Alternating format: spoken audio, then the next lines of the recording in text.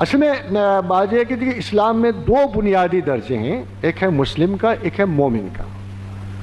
اور مسلم خارجی درجہ ہے اور مومن داخلی کیفیت کا نام ہے. کوئی بھی شخص جو ہے مومن کلیم نہیں کر سکتا، صاحب ایمان ہونا، اس کی ججمنٹ ہمارے پاس نہیں ہے. مسلم ہونے کی ججمنٹ میرے پاس ہے. جب میں کلمہ پڑھتا ہوں تو میں کہہ سکتا ہوں کہ میں مسلم ہوں، مگر میں اگر مرتے دم تک بھی یہ نہیں کہہ سکتا کہ میں مومن ہوں، کیونکہ ایمان کا جج میں نہیں ہوں. مجھے یہ پتہ ہی نہیں ہے کہ ایمان کے پورے تقاضے کیا ہیں اور میں کہاں تک ان پہ پورا اترتا ہوں. میں کوشش کر سکتا ہوں. جناب علی کرم اللہ وجہہ کو جب خنجر لگا اور وہ گرے تو آپ نے فرمایا خدا کی قسم میں آج کامیاب ہوا. یعنی اس شخص کا رتبہ عالی دیکھیے، جناب علی کرم اللہ وجہہ کی یہ شخصیت مبارکہ دیکھیے، درجہ دیکھیے، ان کا رینک، ان کا نسب، ان کی قربت محمد رسول اللہ صلی اللہ علیہ وسلم دیکھیے. اس کے باوجود وہ اپنے کلیم کو واضح نہیں کرتے. جب وفات کے قریب آتے ہیں، جب خنجر لگتا ہے تو فرماتے ہیں کہ خدا کی قسم آج میں کامیاب ہوا.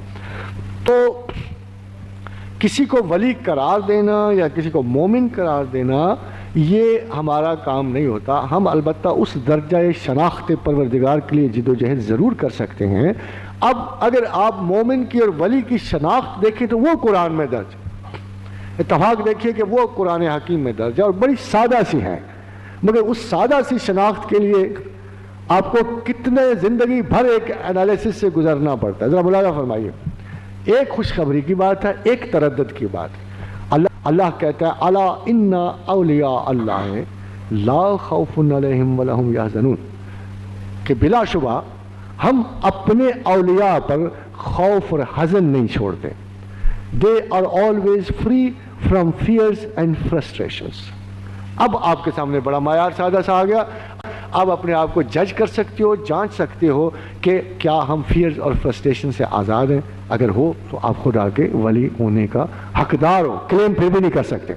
وہ جو خوشخبری ہے وہ بڑی سادہ سی، وہ میرے جیسے لوگوں کے لیے تو ہے ہی نہیں، وہ کچھ متمول لوگوں کے لیے ہے کہ ایک طرف تو آپ کی ریاضت ذہن، فکر و عمل اور علم سے آپ ساری زندگی صرف کر کے درجہ اولیائی تک نہیں پہنچتے، اور دوسری طرف کام بڑا آسان ہے کہ الذین ينفقون اموالهم باللیل والنہار سرا وعلانیۃ فلہم اجرہم عند ربہم ولا خوف علیہم ولا هم یحزنون.